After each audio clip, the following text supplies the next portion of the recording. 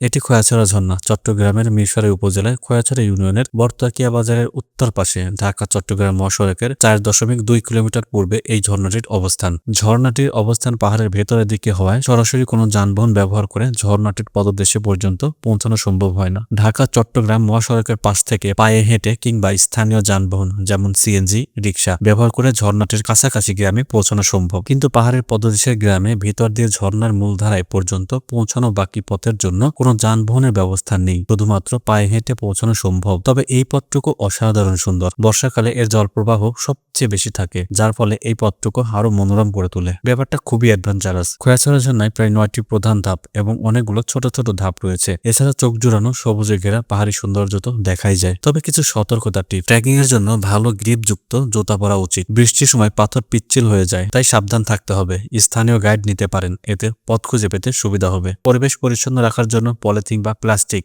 না ফেলার চেষ্টা করবেন। খোয়াছড়া ঝর্ণা ভ্রমণ আপনাকে রোমাঞ্চকর ও মনোমুগ্ধকর অভিজ্ঞতা দেবে। অ্যাডভেঞ্চারাস প্রেমী হলে অবশ্যই একবার ঘুরে আসতে পারেন।